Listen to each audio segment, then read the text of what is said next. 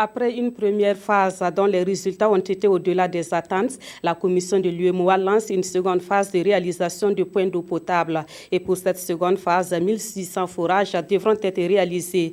L'objectif à terme est de garantir l'accès à l'eau potable et à l'assainissement pour les populations de l'espace UEMOA. Les ministres en charge de l'eau sont réunis à Dakar, au Sénégal, pour le lancement de cette nouvelle phase. Le reportage de nos envoyés spéciaux à Dakar, Jean-Eudes Bayala et Monkoun Dabiri.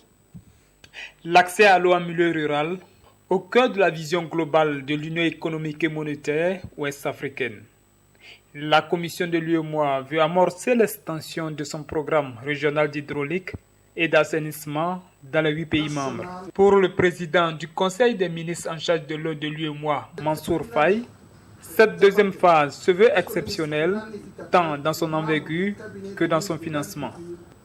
Le coût global du programme est de 136,8 millions de dollars des États-Unis. Ce financement ainsi acquis permettra de réaliser 940 forages équipés de pompes à motricité humaine, 209 mini-adductions d'eau solaire thermique ou électrique, 19 250 latrines privées et 720 latrines publiques.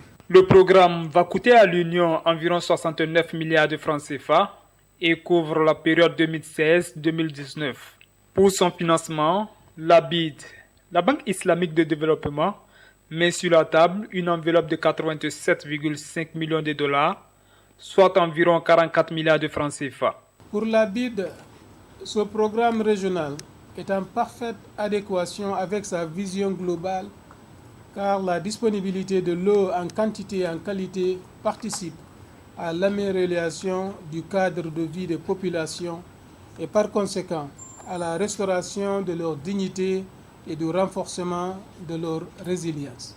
Au cours de cette rencontre qui se tient dans la capitale sénégalaise, les ministres en charge de l'eau de l'UEMOA vont faire l'état d'exécution technique du programme dans tous les États membres.